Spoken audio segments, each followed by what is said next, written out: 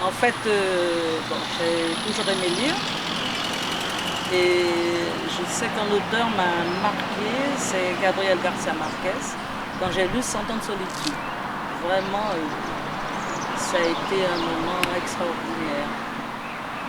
Et ensuite, j'aime beaucoup les romans historiques, donc j'ai beaucoup lu Alexandre Dumas et Zévaco. Et pour les contemporains, je dirais que c'est la romancière guadeloupéenne Marie Scandé, que j'ai lue. Ça m'a beaucoup plu. Et autrement, non, je n'ai pas d'auteur marqué. Peut-être, je crois que c'est Georges Amado.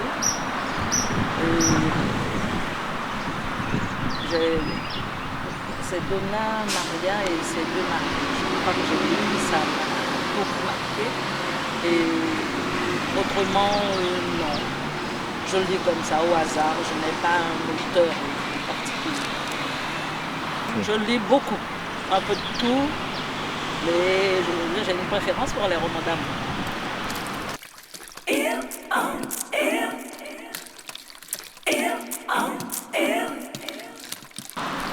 En fait, je n'aurais pas grand-chose à dire parce que j'habite un quartier résidentiel depuis 30 ans où nous avons tous de grandes propriétés, une villa autour dans un grand terrain et le plus proche voisin est à 150-200 mètres, alors on ne se voit pas beaucoup.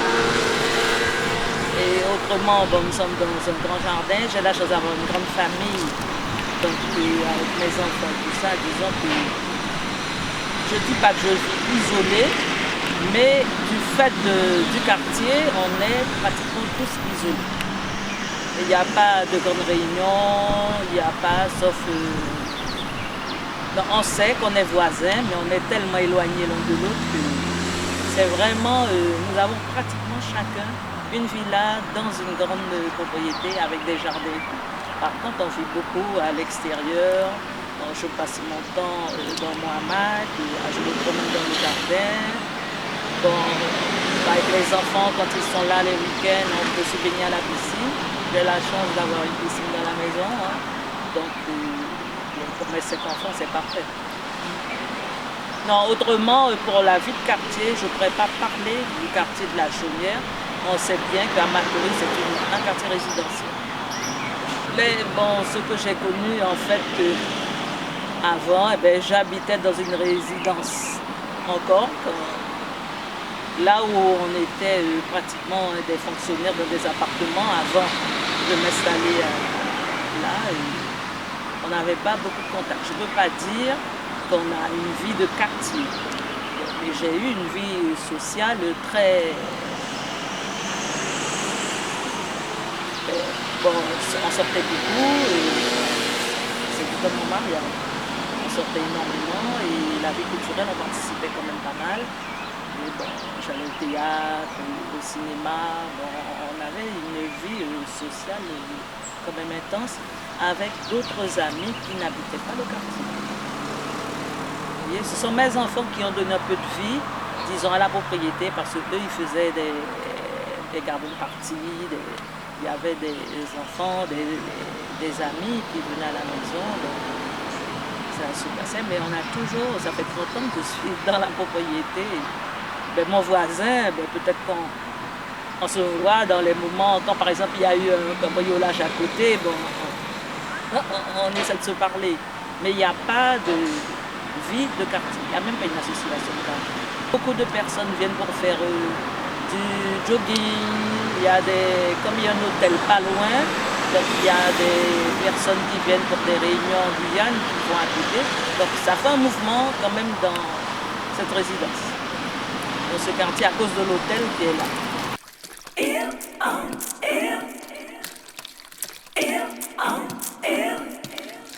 La petite enfance, pas grand-chose. Je me rappelle pratiquement à partir de, je sais pas, 10 ans, l'âge de 10 ans. Donc pour un psychologue, ce serait peut-être intéressant d'aller fouiller ça. Mais je me rappelle de mon entrée en sixième au collège de Cayenne, ancien Félix Éboué. Ça, c'était intéressant. Mes années en primaire, je ne m'en rappelle pas trop. Peut-être la dernière année, avant de passer en sixième. Tout ce que je sais, c'est que bon, j'étais dans une famille, disons, je suis fille unique. Et j'ai été élevée par mes grands-parents. Donc j'avais des oncles, une tante. C'était un milieu chaleureux avec des grands-parents attentifs, attentionnés. Mais non, en fait, j'ai été vraiment baignée dans cette enfance avec mes grands-parents qui vraiment m'aimaient beaucoup, qui m'ont donné beaucoup. Et c'était chaleureux. Et en fait, comme j'étais une enfant sans problème, qui vraiment posait pas de problème, je travaillais bien à l'école, il y avait vraiment bien, j'étais une fille sage, j'avais beaucoup de temps pour lire, donc je lisais énormément, j'allais à la bibliothèque récupérer le maximum de livres, j'étais inscrite à la bibliothèque et j'allais chercher des livres pour nourrir ce côté-là, parce que 10 ans, j'ai été solitaire. J'ai été une jeune fille vraiment solitaire. Mes oncles et tantes étaient beaucoup plus âgés, de, je sais pas, 8-10 ans. Et moi, je me retrouvais, la petite fille, dans cette ambiance-là, secrète, discrète, tranquille, mais vraiment tranquille, dans les études, dans les livres d'école et dans les romans. Dans tout ce que j'avais apporté, je lisais. Ça a beaucoup de lecture et en fait une vie, mais alors tranquille, rien de particulier. Mais ambiance quand même chaleureuse parce que vraiment mes grands-parents m'ont tout donné. J'avais de rares contacts avec ma mère.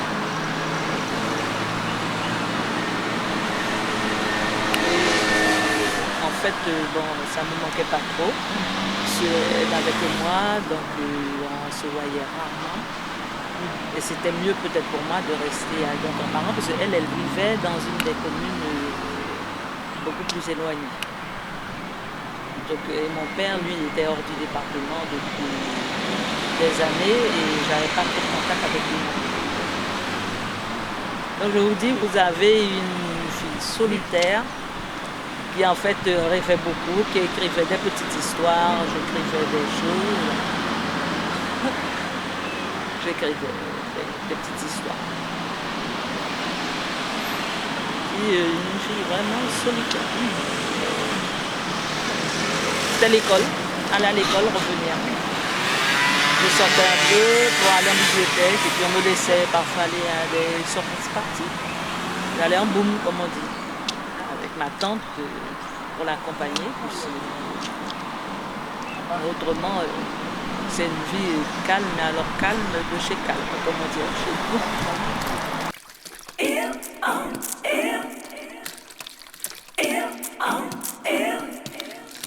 Comme je le dis tout le temps, la Sœur des Abbaties, ça a été, disons une œuvre bienfaitrice, parce que j'avais besoin de quelque chose pour me sortir d'une situation délicate et l'écriture m'a paru la seule chose possible. Et comme c'était une idée que j'avais en tête depuis longtemps, je me suis, disons, abîmée, imprégnée, je sais pas quoi, je me suis focalisée sur ça et puis j'ai écrit ce roman. Vraiment, et en fait, je me disais, bon, penser aux autres, parler des autres, essayer de créer quelque chose.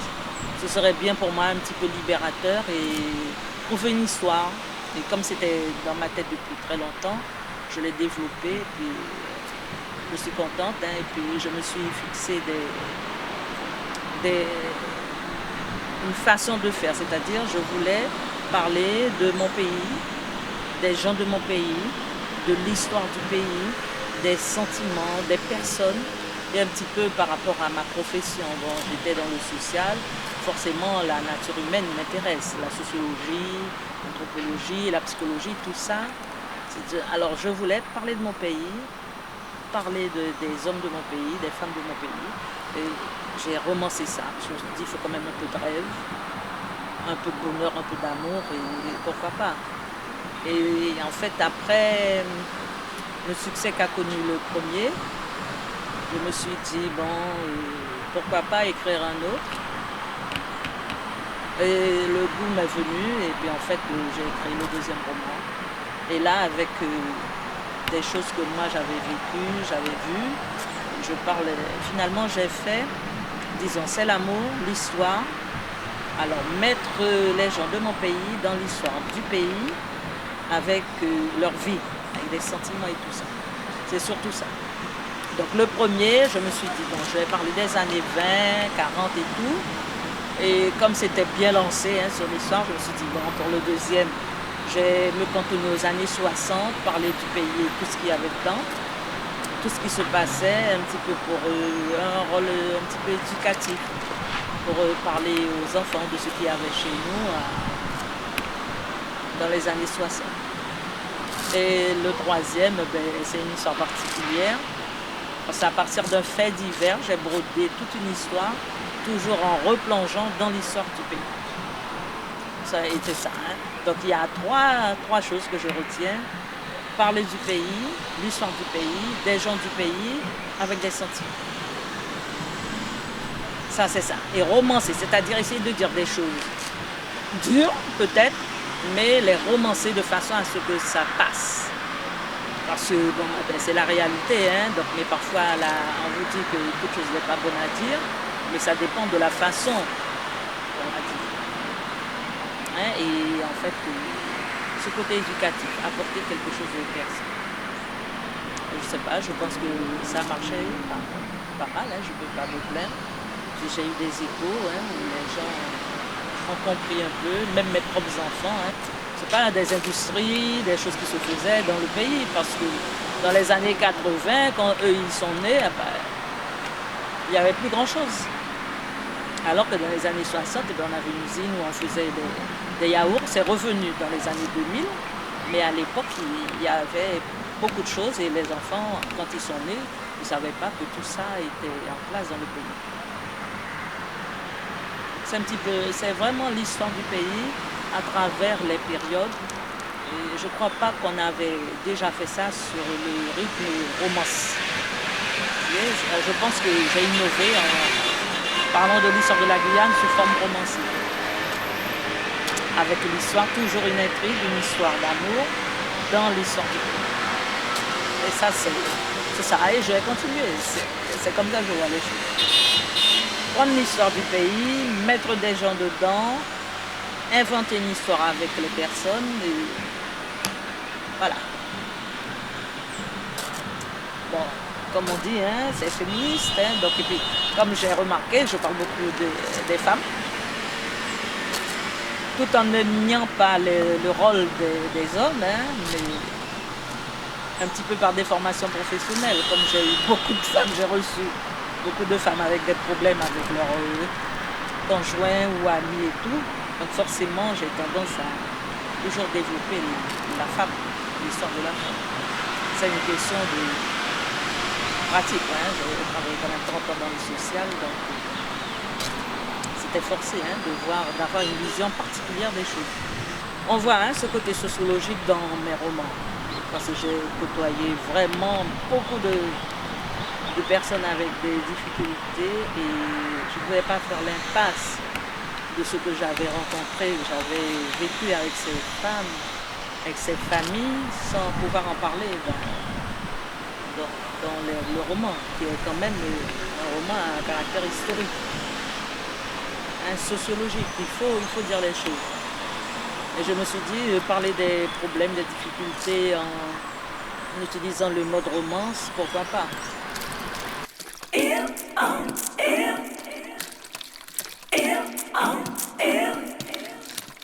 Moi, je me mettrais plus dans l'espace qu'ils ont créé, c'est-à-dire les régions ultra-périphériques comme Madère, les Canaries et tout ça.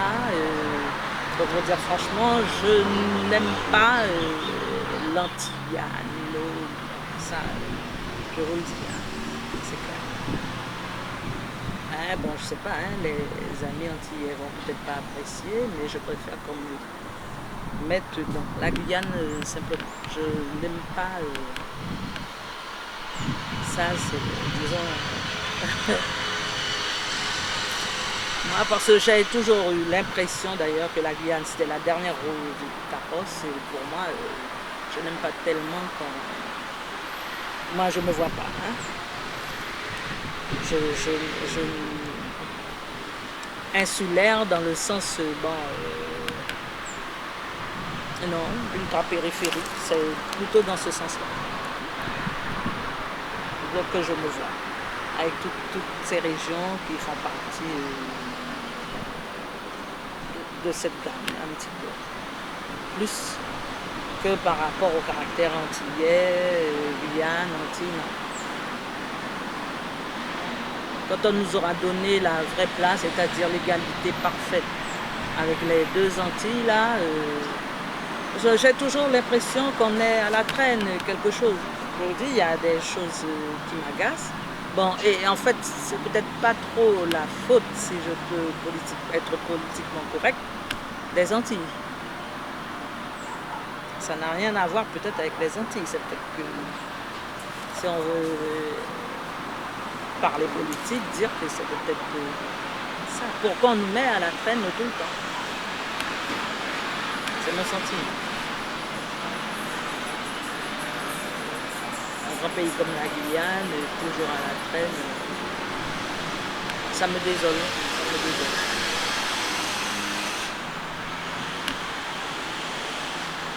Si, bon, je sais pas, si je couper tout ça et tout ça, si je dis que ça m'agace d'être obligé de...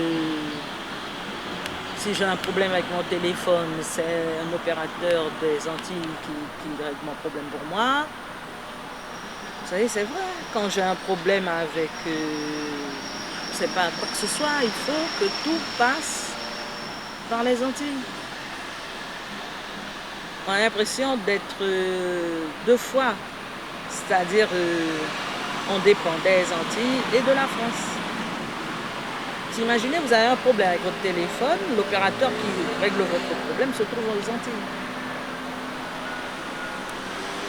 Il y a quelque chose, mais je dis que quelque part, ce n'est pas la faute des Antilles. Ça, je ne sais pas ce que ça va faire, hein, si on m'entend, si on prend ça, pourquoi pas, à mon âge, hein, qu'est-ce que je risque.